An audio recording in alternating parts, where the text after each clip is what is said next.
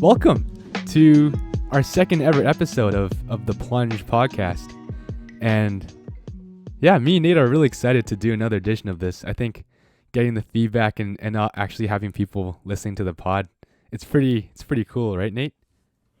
Yeah, it's been a really cool experience so far. So we hope to keep these coming to you guys 2 times a week during the winter break, and throughout this season, we'll see how often we get by, but count on weekly, if not more.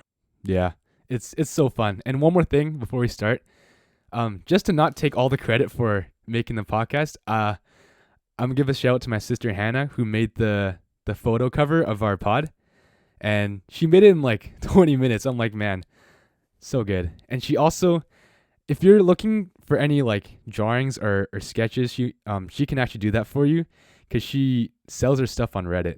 And she actually sold like a self-portrait to this guy in the UK like a month ago for money. So yeah, if you had seen my sketch of our logo beforehand, it was not nearly as high quality. So yeah, big no thank way. you for that. Yeah, so let us know if you want her to draw something for you. Okay. Going into this week of sports. Let's start with quickly just Cardinals Giants. They won 26-7. Not too much to talk about there, but in terms of their seeding now, what are your thoughts on the Cardinals? Yeah, well, after the Vikings lost today, the Cardinals are looking like they're in good position. They got a couple winnable games left in the Eagles and the 49ers, and then I think they finish off the season with a game against the Rams, which they should lose.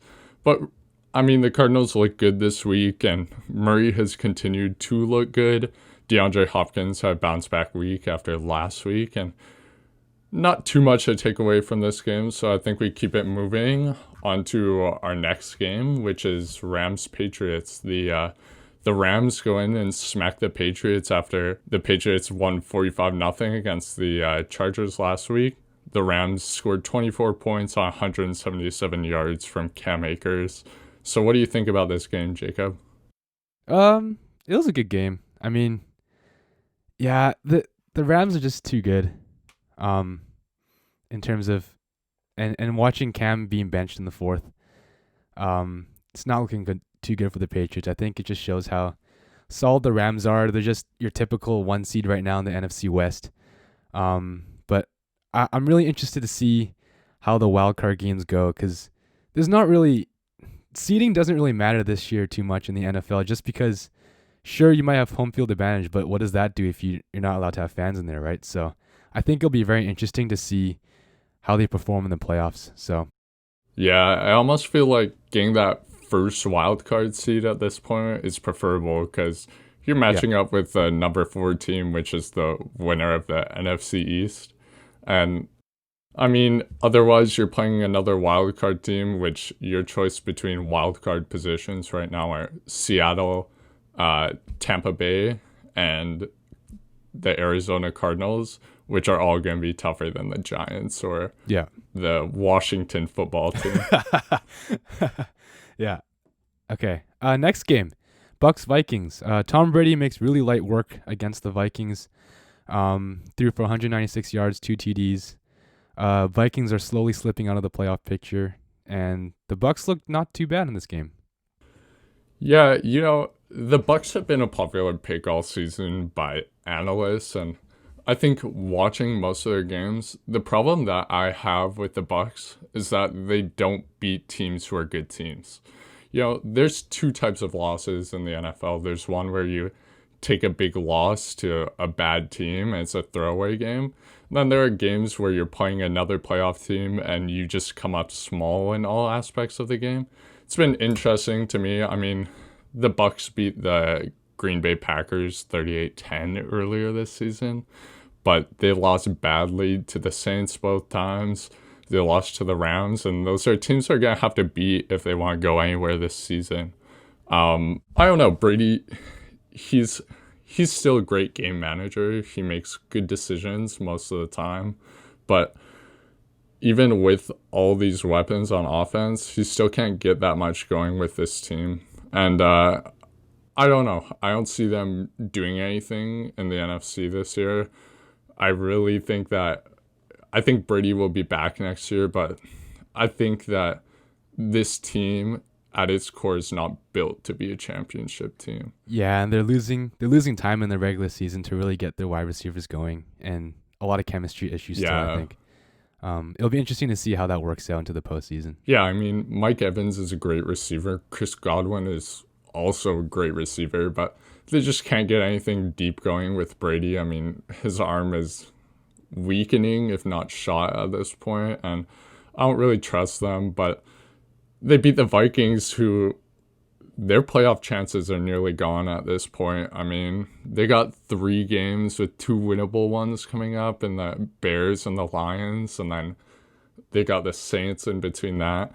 Even a 2-1 finish to the season probably won't be enough for them to unseat the Cards as the last seed. And I just think it's been disappointment for the Vikings this year. After the last few years, I mean, last year they were a wild card team, and a couple years ago they were really looking like a team who would be competing for Super Bowls in the future. But yeah, I mean, looks like another lost season for them. Dalvin Cook played great, but they continue to just come up short on defense and offense. So Yeah. All right, moving on. Let's talk about the Chiefs and Dolphins. I caught the fourth quarter of this game, and the Dolphins were down 30-10, and Tua threw he had a really quick drive down the field. They only spent like 3 minutes, and they got a quick TD, and he looked really good, but they fell short in the end. So, what are your takeaways from this game? yeah, I mean, Tua just throws to the right spot. His feet move quick enough. He sees his receivers well, even though his receivers aren't the most talented apart from Devontae Parker. And he looked really good this game. I mean, he looked like Drew Brees with better mobility. But again, playing the Chiefs, Patrick Mahomes had 3 interceptions this week.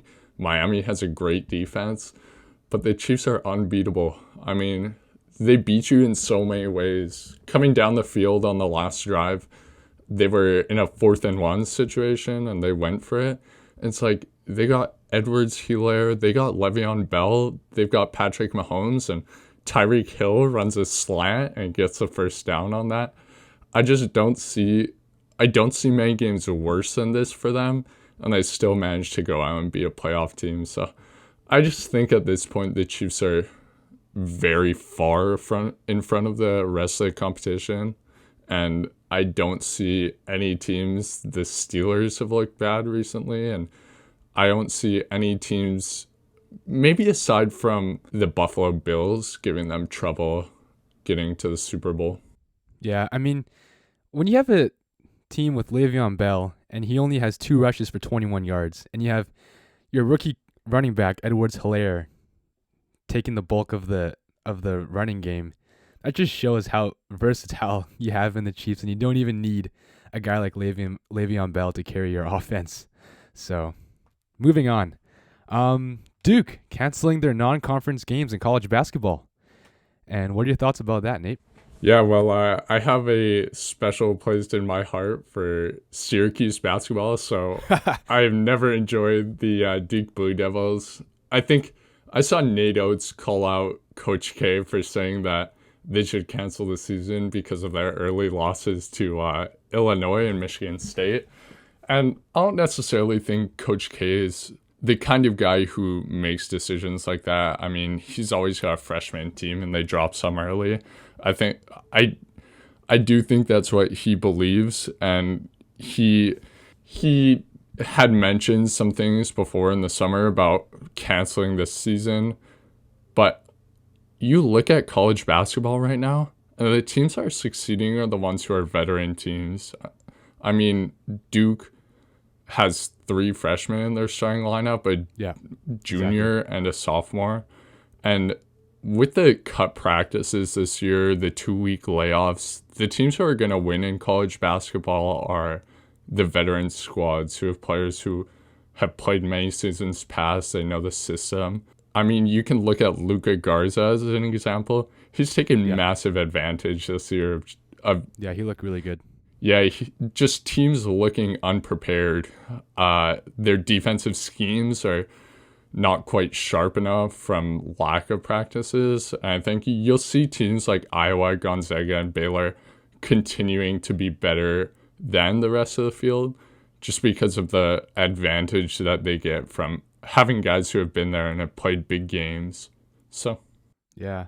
Didn't Garza score like 34 points in like 17 minutes that the other day? yeah, Yesterday? I think he shot 13 for 14 and 6 of 7 from 3. Yeah, 13 for 14. Yeah. Dang. What a guy. All right, moving on. Our last topic before we head into our Eastern Conference preview for the NBA. ESPN releases their top 100 players that they predict will be ranked this season. And an interesting ranking that we both notice is that Zion Williamson ranked 19. And let me list the players that were listed after him: Paul George, Karl Anthony Towns, Kyrie Irving, Trae Young, Russell Westbrook, and Kemba Walker. What are your thoughts? Yeah, well, you look at a guy like Paul George. 1 year ago, he was in the MVP, finished third in MVP voting. He had a season that was better than Zion's best 20 games last year. And people are ranking this guy Zion after seeing him in the bubble. They're ranking him 19th overall. This is crazy to me. I don't expect Zion to be the best player on that team. I expect that to be Brandon Ingram next year. And frankly, I think Zion has potential to be a great player, but he does not look like he's ready yet to continually play night in and night out in the NBA. I mean, he'll always struggle with his weight issues. He can't do much other than bang inside and score at the rim. His shooting isn't great. His defense looked terrible at times last year. I don't know what ESPN is thinking with ranking him at Yo, 19. they just love Zion, man. They're just treating him like the next LeBron. Gives him every single highlight in Sports Center, everything. They just love him.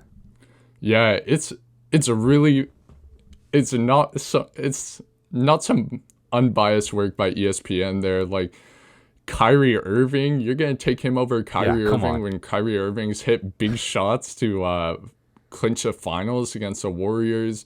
Jamal Murray, who just had a massive playoff run. Bradley Beal, who averaged 30 last year. Yeah, Like, come on. please show me that this guy can help a team win some games before ranking him 19th Yeah. ESPN. One more thing to point out. For all of you who kind of jump to quick conclusions. Remember this headline that ESPN put out is top players in basketball that they predict this season. And I'm quoting from the ESPN news article. They said, "We asked which player will be better in 2020 and 2021.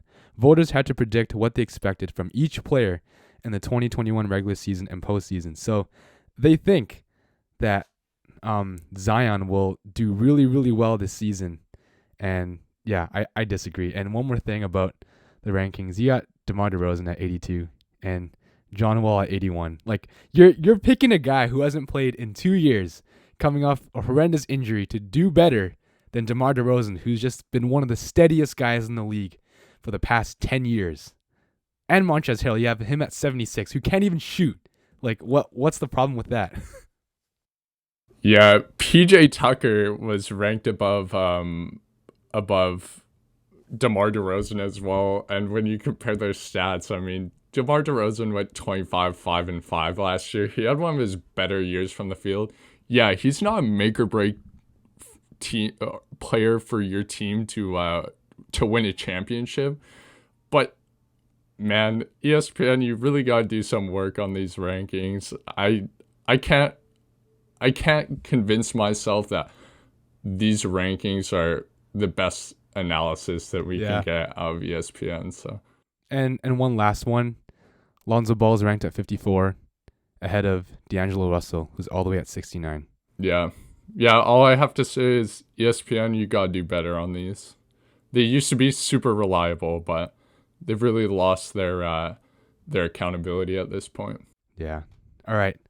Moving on to our main topic for this pod. We have each made a prediction for 1 to 10 seedings in the Eastern Conference. So Nate, do you want to list your prediction 1 through 10? Yeah, did you notice anything while doing this list this time for the East? Uh, not really. Okay, one thing I noticed was the East is finally a deep conference.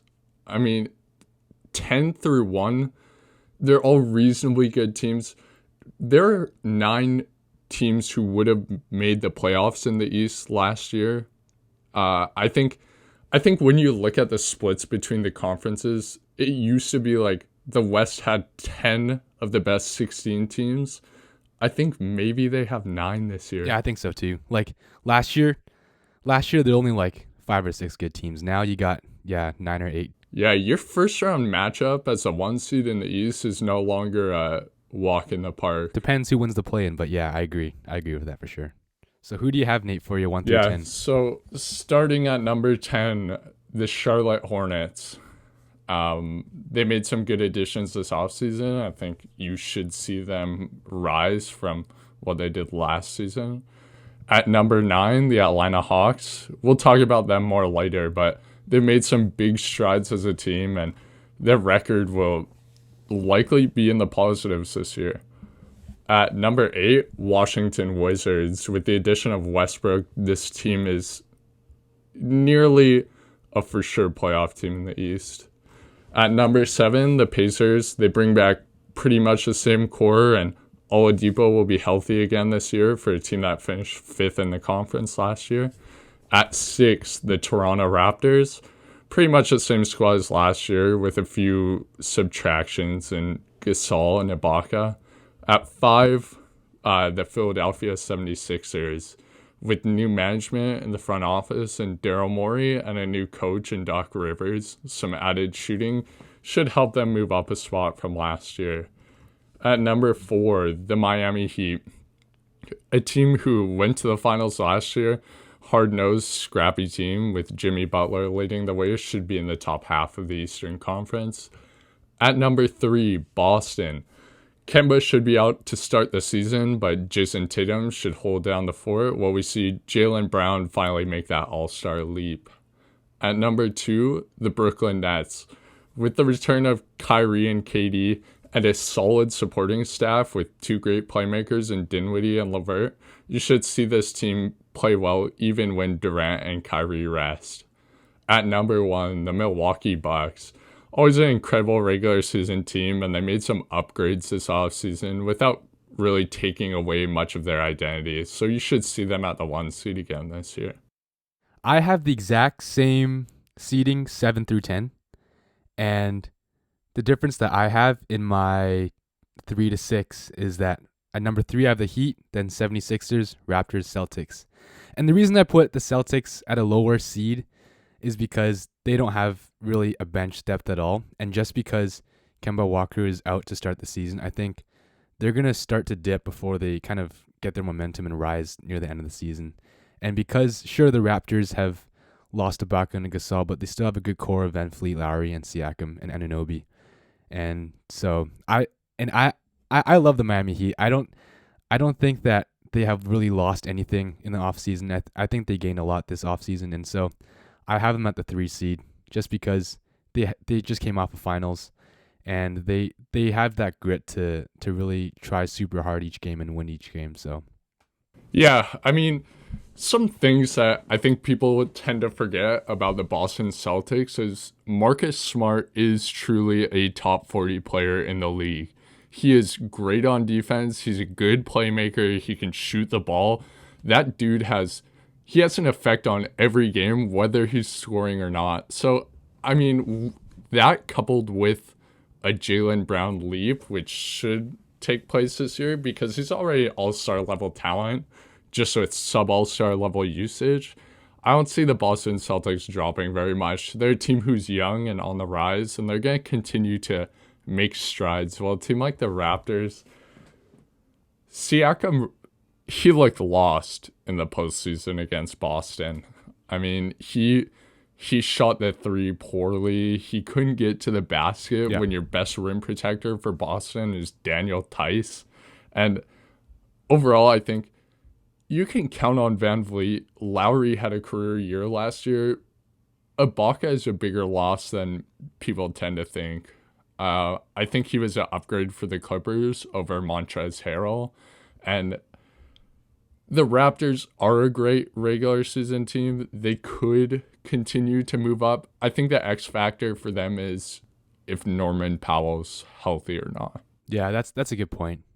So let's go through the Eastern Conference tier by tier in terms of skill level. So we're gonna start at the bottom, 7 to 11. I have same as your list: Pacers, Wizards, Hawks, Hornets, and I'm gonna throw in the Magic there. So pick a team. Who do you want to talk about? Who's really interesting? Well, this is my favorite team for the offseason. I love what they did in the offseason, and that goes to the Atlanta Hawks. The players that they brought in, Bogdanovich, a dynamic playmaker, great shot creation, and just a really smart European player. And European players have really excelled in the NBA recently. They also added Gallinari. Gallinari was 20 points per game last year for a deep OKC team.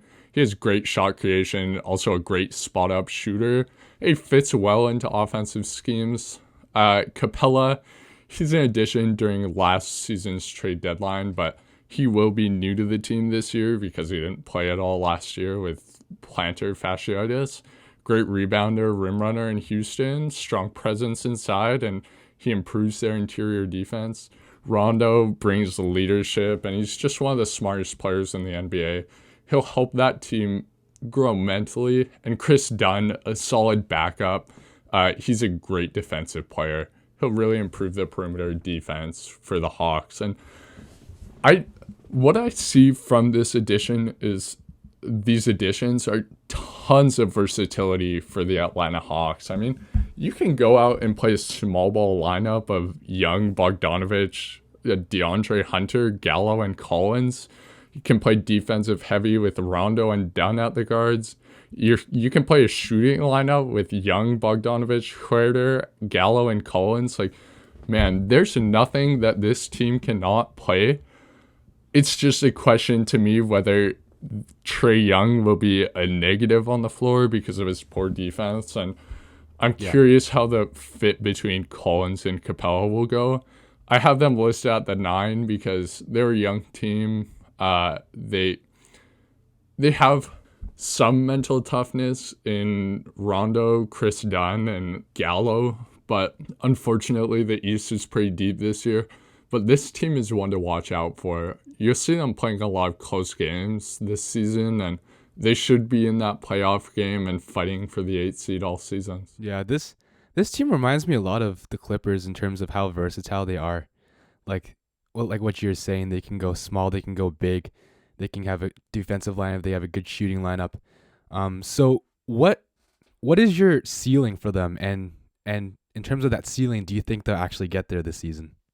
You know, I really struggled with this rankings. I really wanted to put the Atlanta Hawks in the playoffs, but I think their ceiling, barring big injuries to either the Wizards or the Pacers, I expect that team to finish 7 through 9 is where they'll finish, but I expect them to be on the outside looking into the playoffs, maybe getting a playoff game with the Wizards. So Yeah, I put them as a 9 seed as well because it's more of an experience and just the young core of the players. I don't think they're gonna do well as the Wizards or the Pacers, who have lots of playoff experience, lots of veteran guys who know what it's like to go through the grind of a season. So I think just because of that, you have the Pacers and Wizards over the Hawks, but that doesn't really mean that they're gonna come out of the play-in tournament and making the playoffs. Like, I think any playing game of the combination of the Pacers, Wizards, Hawks, Hornets, even the Magic,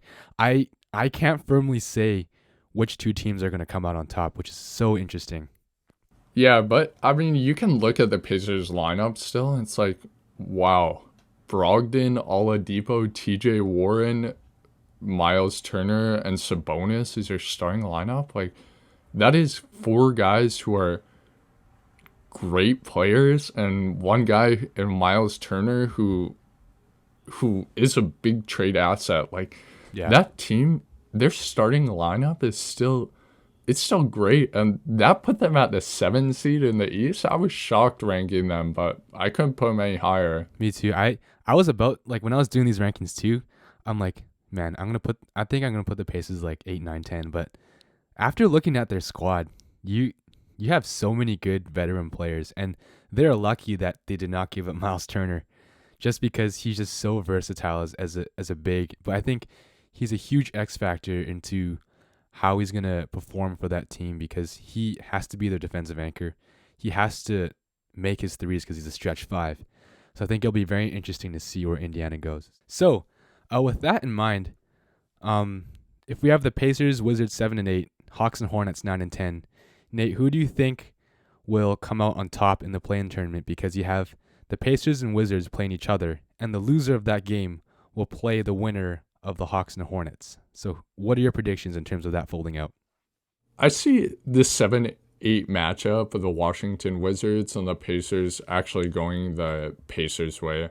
I think the Pacers have more options in a one-game series where the Washington Wizards, if you get an off game from Westbrook or Beal, they're really stuck within those two players for most of their offense. I mean, the Pacers have options in Brogdon, Oladipo, Sabonis, who was great last year and made an all-star appearance, and TJ Warren, who had a great stint in the bubble last year.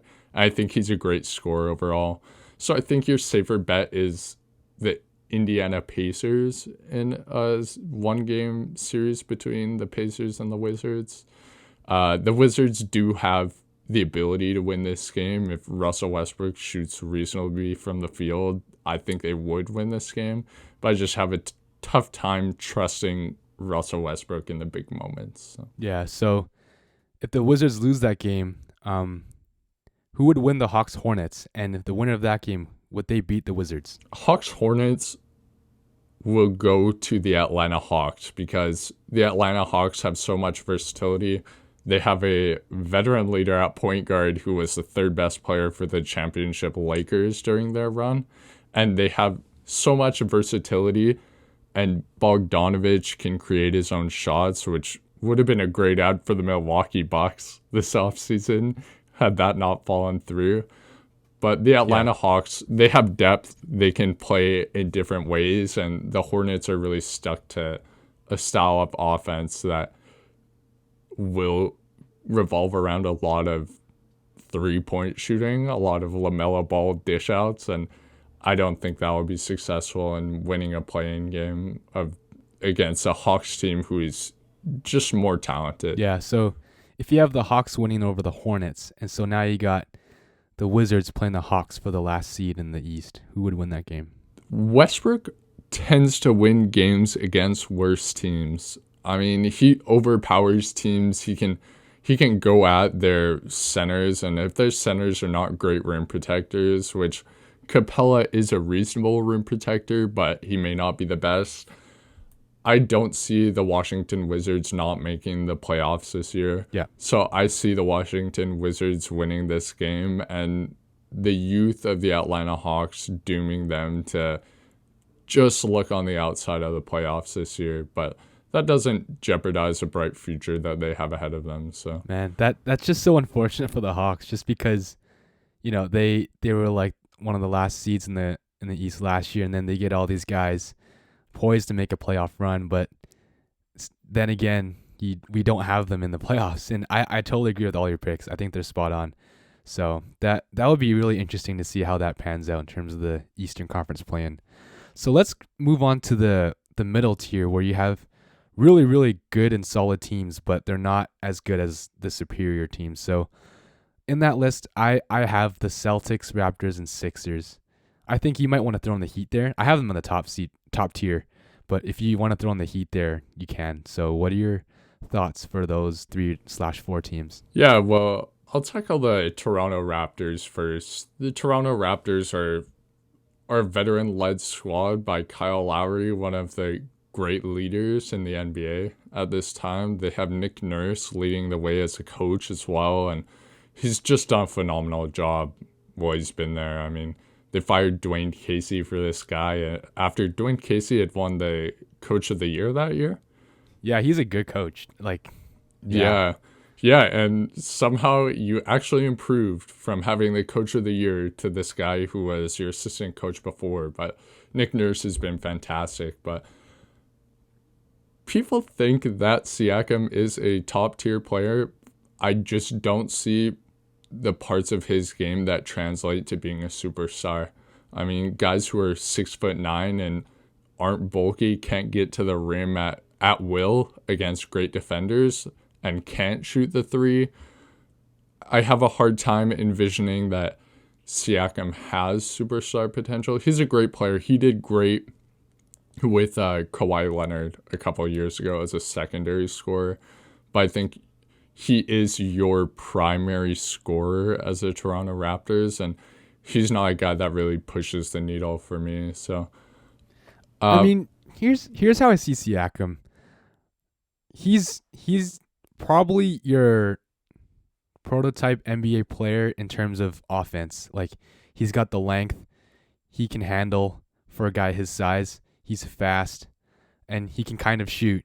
But I think the problem for me is his defense, and not so much on his perimeter D, but I think it's his post defense, and we saw that pan out in the playoffs where he just could not guard too many people. Even also his post offense, actually, he got Jaylen Brown guarding him in the post and got so many stops against him. So I think for him to improve is both his post defense and offense. But your thing on the Raptors, Malachi Flynn, I don't know if you watched him yesterday. I did watch that game yesterday. Yeah, that guy could ball. Like, he's got the handles. He can shoot. He's good. Yeah, I think preseason you're always looking at some guys and in a better situation than they will be in the regular season. They're playing against guys who could really care less. But Malachi Flynn, I mean, he led a great San Diego State team last year, and he's a good player. He will continue to be a good player for the Raptors. I think off their bench this year, he'll play 8 minutes to start the season. They may see an increase, but there's just no one on this Raptors team who pushes them to contention.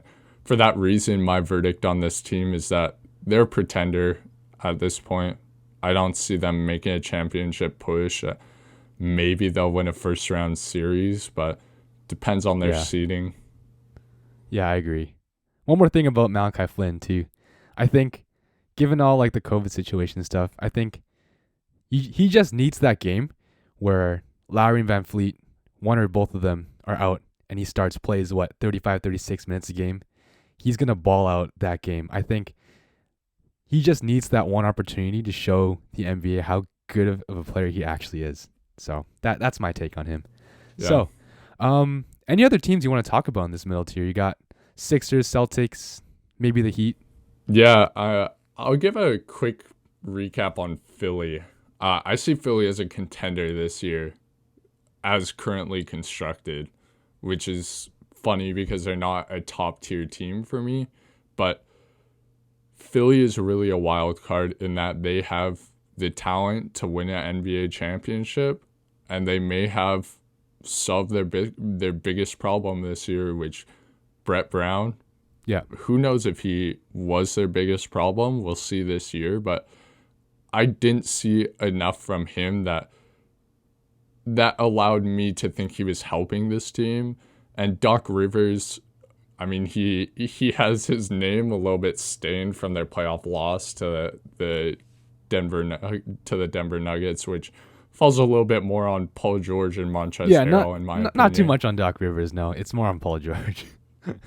Yeah, but I think Philly is a team who, at their peak, they are better than every team in the Eastern Conference except for potentially the Brooklyn Nets.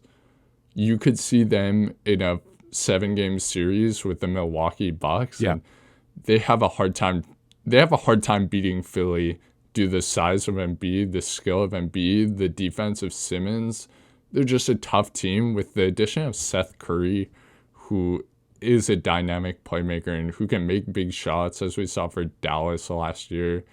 This Philly team is one to watch out for, and Daryl Morey's not going to be afraid to make moves for them during the season. So Yeah, the Sixers gained what they lost last year, and that's JJ Redick.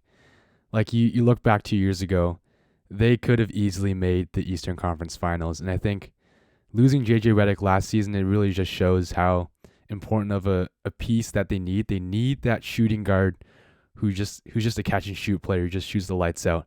And I think they regain that piece for sure in Seth Curry. So even Danny Green as well. So that opens up your entire offense back up, where you got Simmons handling the ball, him dishing. You got Embiid posting up. I think this team's so good. In terms of their limitations, I think a lot falls in their health in terms of Joel Embiid. But he did hire like what 3 or 4 different people. I didn't even know like types of jobs existed. Like he's got like a massage therapist, physical therapist, nutritionist, like all separate people just to examine his body. So I don't know. I just love the guy. yeah, So he's really taking that LeBron $2 million on my body a year thing to heart. That's a really popular trend. I think that's gonna increase as the years go by. I think more players will invest more in their bodies just because they see how valuable it is. But yeah. Yeah. I do want to talk about the other two teams in this mid tier as well. Sure. I'm not gonna go into Boston too much. Boston should be the same as what you saw last year. I do want to talk about Miami a little bit. Miami, I will probably get a lot of hate for ranking Miami at the 4. Yes. After From me. them going From to me the especially finals as well. last year. Sorry? From me. You get a lot of hate from me. But go on. Yeah, well, Miami as a team, they were a pretender last year. They were not a team who actually had a shot at winning the NBA title. Despite being in the finals, they had an injured Adebayo and Goran Dragic, but this team is a hard-fought team who will have one player who drastically improves this year in Tyler Hero, and you're taking away Derrick Jones Jr., who is not a huge factor, and Jay Crowder, who is really good at times. In a tougher Eastern Conference this year, they don't have the talent to do what they did this past year. Man. Adebayo, he's dynamic. He's a good player. He struggled against Dwight Howard in the finals last year.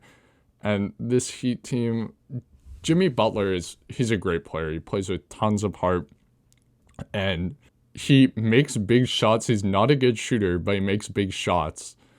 I just don't see this Miami Heat team with only Tyler Hero being your improving player pushing the needle for me this year. I don't see them contending this year. I see them maybe going to the second round of the playoffs, but I think teams know the Miami Heat style now. They know the zone. They know how they're going to play, and I see them as a team who regresses this year.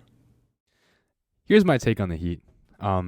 Last year, I predicted that they would make the Eastern Conference Finals, and that was a super, super bold pick. And you know what? They made the finals. So I would say this about them. There is a flaw that they had last year, and I was surprised that they didn't really address it this year, and that's a good rim runner, a shot blocker. Because sure, Bam Adebayo is a good defender. He's like everyone knows how good he is, but he's not 7 feet, right? And you got Myers Leonard, who's your only rotational center. So I think they really missed out on a guy like Robin Lopez, or like a second unit, solid shot blocker, rim runner, lob threat kind of guy. And even losing Derrick Jones Jr. to the Blazers, I think that also takes out an element on a lob threat and a really athletic wing. But the addition of Avery Bradley and just how deep their guard rotation is, I still put them at the 3 seed just because of them knowing what it was like to be in the finals and them knowing what it takes to get there in the regular season.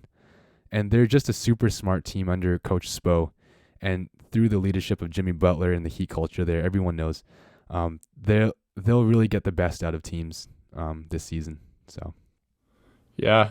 Yeah, they're a team who I I put them at 4, also considering that they're a team who's not going to play for the regular season this year much. They're not going to try and compete with the Bostons of the world, where these guys are young players who play all on the floor every game. Jimmy Butler has a different level that he turns to in the playoffs, and you won't see that during the regular season, which is why I put them at 4 where they finished last year. fair enough, fair enough. They did finish as the fifth seed. So Yeah. one more thing about this middle tier, and there's this element of like this catalyst that really would change the makeup of the top 1 to 5 seeds, and that's James Harden. He might be traded to either the Nets, Sixers, or Bucks, or Heat. So, what are your thoughts on Harden's situation and how that would affect the team that he goes to? And where do you think he's likely going to go to if he gets traded? Well, at this point in his career, I am anti-Harden in that if you want to contend, you cannot have James Harden on your team. James Harden is perennially a player who is good in the regular season, but you have to build your team around James Harden. You don't add James Harden to a team that's already built. In Philly, he could excel with Embiid there, Embiid cleaning up a lot of his misses. I don't see how that helps that team become more functional. I don't see how that team beats a team like Brooklyn with James Harden there, of the fact that James Harden continues to underperform in the postseason. He's not a great defender. He doesn't bring intangibles to your team. He brings elite scoring, and that's about it. The Miami Heat, I don't see them as a realistic destination for him. Jimmy Butler only likes his hairdo. That's what he said on the jump on Friday. Yeah, I saw that he liked that post and said that he liked his hairdo. He doesn't fit Heat culture. No. The Heat love having their Heat culture, and James Harden is not a player that Pat should trade for if he wants to continue that. Yeah. The Udonis Haslem sleep on the couch so I don't get comfortable culture. Yeah. I mean, in terms of Harden, where he's going to go, I agree with you where there's not really a team that he would fit. I think the team that makes it most feasible for him in terms of a basketball standpoint would be the Sixers. But even then, I would not take him if you're Daryl Morey. But that just shows, I think it's a lost year for Harden if he doesn't go to any of the teams in the East. He's just going to pout the rest of the season, watch John Wall ball. Yeah. And that's really it. I won't be surprised to see his value drop immensely by the trade deadline. I truly believe that most of the teams in the NBA at this point look at Harden and they look at him as a player and what he's going to contribute to a team, and they don't want that, which is no one's going to say it because Harden's perennially been an MVP candidate and first team All NBA, but he's not a player that GMs want to build around. GMs want the chance to build a contender. If you look at Sam Presti in OKC, he traded Russell Westbrook and Paul George away this last, or 2 off seasons ago now, and then traded Chris Paul away this past off season. And I believe that GMs in the NBA are looking to build contenders and not merely be teams who are in the middle of the pack. And with James Harden, you're trading for mediocrity in the regular season and coming up short in the playoffs. Yeah. So what's your final verdict for Harden? Is he going to get traded? And where? Or is he going to stay put? Harden is going to stay put in Houston, and he's going to have a season that was much more like Anthony Davis of 2 years ago. Yeah, I agree. All right. Let's go up to the highest tier of the Eastern Conference. And we only have the Bucks and the Nets. So, what are your thoughts on either one of those teams this year? Yeah, well, I'll start with the Brooklyn Nets. The Brooklyn Nets are an incredibly deep team. They have guys in Dinwiddie and LeVert who are great playmakers. I feel bad for LeVert. I think he's going to take a step back this year statistically and usage wise because of Durant and Kyrie. I think his value is in that he can be a number one or two scorer on a team, and he's not going to have as much value this year except for games when Durant and Kyrie rest. I think that Dinwiddie is kind of in the same situation as well. He'll be a good backup. Dinwiddie and LeVert will lead one of the best second lineups in the NBA. Even if LeVert starts or Dinwiddie starts, you should see them playing as a second unit a lot with Kyrie and KD off the floor. With Jared Allen, they are really an enticing trade package if Brooklyn ends up wanting to add a third all-star to their team. But I think when you look at this Brooklyn Nets team, it's all about, is Kevin Durant going to be what he was before? Because if Kevin Durant is going to be what he was before, even if Kyrie Irving struggles this season, which I don't expect him to after showing that he still was the player he has been at times last season with 50 points some nights, averaging around 30. But if Durant is healthy and 90% of what he used to be, this team is the best team in the East. I agree. I think the one condition that separates them from making the finals or Eastern Conference Finals and winning it all is Durant's health.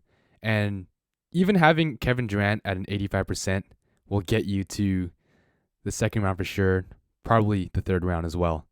But that extra 10% that he's missing is what plays into how good he was in the clutch, how hot he can get for however long, the entire game. That 10% is so important for that Nets team because they have all the pieces for every in terms of everything else. They got scorers, they got defenders, they got everyone, right? And that 10 to 15% of Durant's health is what you might be missing that wins your championship. I would say this about the Nets is that I see this season as like an all-in season, like we're handing in all the cards on the table, and just because you have guys like LeVert, Dinwiddie, and Allen that are really expendable for the next season, I think this season is really championship or bust for the Nets, and it'll be really interesting to see from that result this season where they're going to go with LeVert, Dinwiddie, and Allen. How'd you feel about them paying $75 million to Joe Harris this offseason?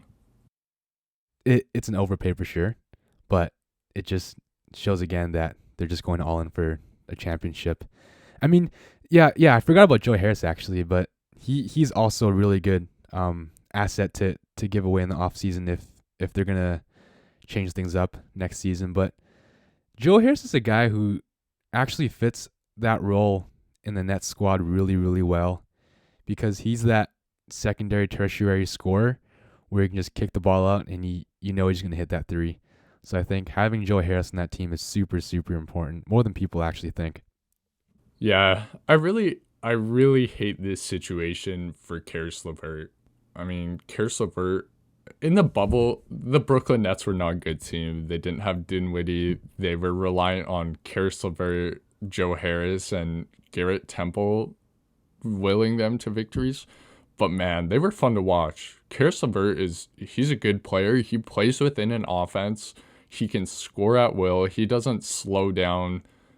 He doesn't slow down your team. He doesn't hold on to the ball overly long. And I just think you will see him have a Jaylen Brownish year when Kyrie came back to the Boston Celtics after Jaylen Brown's second year in the league. Yeah. And during Jaylen Brown's third year in the league, he wasn't scoring much. He wasn't a very effective player. I think you're going to see that with Karis LeVert this season. And he isn't going to voice it because they're going to be a winning team, but he's going to want out of there in the offseason. Yeah. I think also another big thing that really plays into their success this season is really just team chemistry. When you got Kyrie Irving on a team, you know there's gonna be some chemistry issues. So I think in terms of how that plays out under a head coach who's never coached an NBA game before, I think that's gonna be a really interesting storyline to see what's gonna go on behind closed doors, what Kyrie's gonna say, if he even speaks to the media. I know Dame Lillard went on his Instagram live the other day and say like, "Yo, go on your media or whatever, like speak to the media." So I think it'll be super interesting to see how that team is gonna perform and will they collapse due to chemistry issues. So, and will that bring Yeah, them? yeah.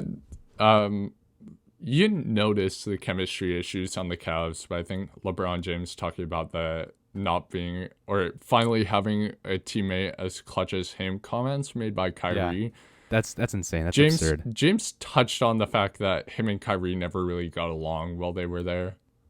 He didn't outright say it, but Kyrie can still make it work due to his talent, even if the team has poor chemistry. And I think this team is a team that's talented enough to win despite Kyrie and his chemistry issues. It just depends on how healthy Kevin Durant is. Yeah, he's a huge factor in all that. I agree. I think if if anyone were to resolve Kyrie's issues with the team, I think it'd be KD. He's such a cool, like calm, quiet guy who just has been around the NBA for so long now. He just knows the ins and outs. I think him being a super good friend with him will really help him in terms of if he has any, beef between any players or chemistry issues. So I think that will go a long way in terms of the Nets. So, last team to talk about Milwaukee Bucks. They get Drew Holiday, they get DJ Augustine, they get Bobby Portis. They lost out on Bogdanovich, but they got a good core. What are your thoughts on this Bucks team? Yeah, well, I love this Bucks team. I really like the way Giannis plays hard. He's a young guy and he just gives it everything when he's on the floor. But I hate to do this. This Milwaukee team is a pretender. Yeah, They I got agree. they got Drew Holiday. Drew Holiday is a amazing defender. He's probably the best guard defender in the league over the past 5 years. And he doesn't take away anything that Bledsoe gave you on offense. He improves their team in every aspect of the game. And their additions of Portis, Augustin, and Torrey Craig are underrated. I think you can expect to see Torrey Craig play some starting minutes at the three. But this Milwaukee team needed to add a shot creator, and they added a guy who can create but can't shoot the three in Drew Holiday. Not really. And this Milwaukee Bucks team is going to be a great regular season team again. They'll probably win. They're playing 72 games this year. I expect them to win at least 55 of those games. Yeah, I just, in the big moments, Giannis can't get it done being the number one player on his team. There's there's a difference between being the best player in the world and being the MVP every year. And a guy like Luka Doncic has the ability to be the best player in the world. A guy like Giannis has the ability to be perennially an MVP. But I don't see a way in which the Milwaukee Bucks are a contender this season. I agree.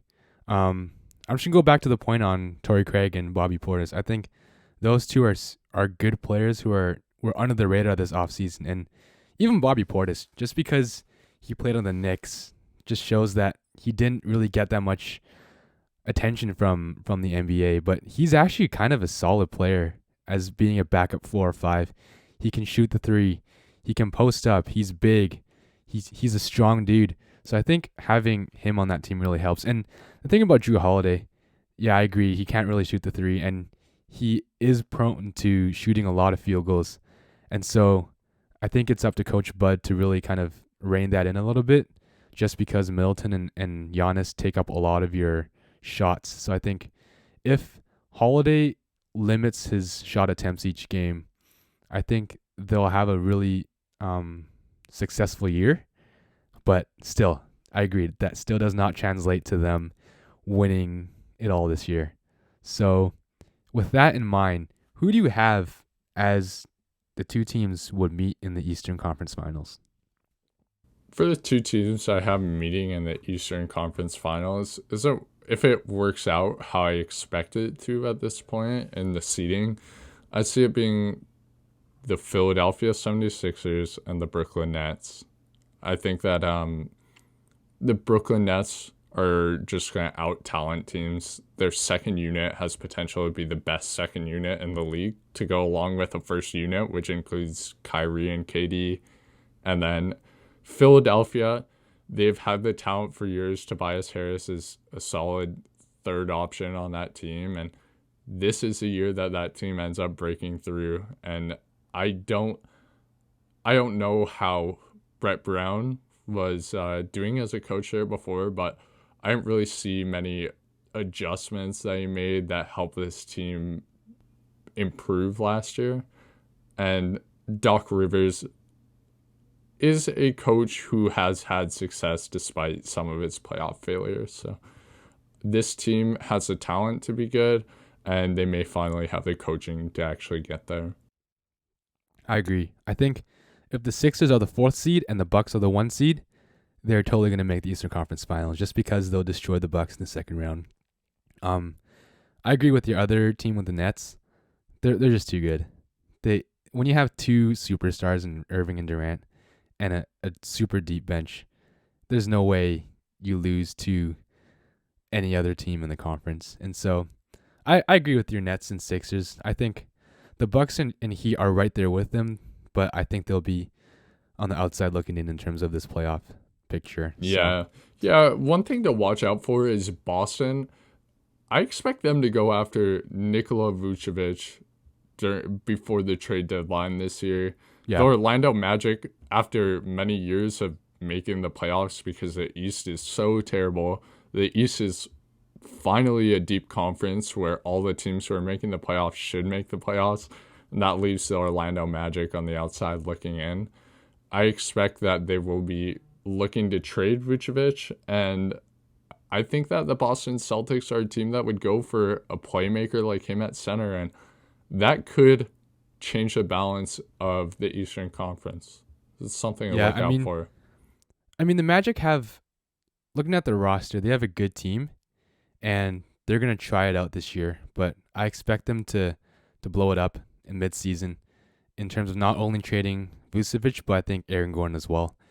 Because he's been in a lot of trade talks this offseason, and I see him really going to playoff contenders. So, any thoughts on where Aaron Gordon's going to go? I think he will go somewhere out west. I don't really see a need for a team at this small forward in the Eastern Conference. He's a good starter, but nothing more than that. So he doesn't really push the needle for any team. Maybe a team out west will end up trading for him. You could look at a team like, maybe you could see a team like the Jazz trying to trade for him, or the Mavericks. Some team that's pushing playoff contention, and if they can get him cheap, he'll be a good addition to their squad. Yeah, I don't think they'll give him cheap, but the thing about Gordon is we have no idea what actual position he actually plays.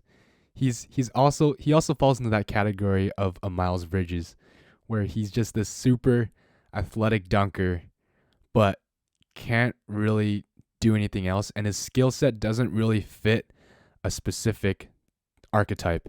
Because sure, he can play the 5, sure he can play the 4, he can play the 3, but in terms of, like your typical NBA player and an all-star player, there's not a specific category that he fits into and he can mold his game to become, because he's too big to become a 3 and a good shooter. And he's a bit too small to be a solid 5. So that leaves him in a really weird spot where, just like Miles Bridges, he's just going to stay in the corner, shoot threes, and make Showtime dunks. That's all it is. So I think really the thing around Aaron Gordon is super overhyped. He's getting overpaid. But it'll be interesting to see how big of a role he plays if he gets traded to another team. So Yeah, this is the year that Orlando Magic team finally falls apart after many years of having yeah, players that people want, but refusing to trade them because they're going to make the 7th seed. So, yeah. All right. Any last thoughts on the Eastern Conference or anything you missed that you want to talk about? no, I think that covers all of it. The Eastern Conference is finally a respectable conference after many years, and the playoffs 1 through 8 should be competitive this season. So keep your eye on the Eastern Conference. The West is stacked, but the East has some good teams as well. Yeah, I think the most exciting thing for me in terms of the East is just watching how the 7 to 10 seeds fold out, because those teams are really interesting teams to watch, fun teams to watch. So I'm gonna be keeping my eyes peeled in those games and how the play-in's gonna factor into all of this. So next pod we're gonna talk about to the Western Conference. So stay tuned for that. And thanks for listening to the pod. We always appreciate it. And follow us on Instagram at the Plunge Pod. And we'll see you next episode. Yeah, make sure to send your questions if you have any questions to our Instagram account or our email included in the Anchor podcast link. And we'll try and answer your questions to the best of our ability. So Yeah. So next time, we'll see you guys later.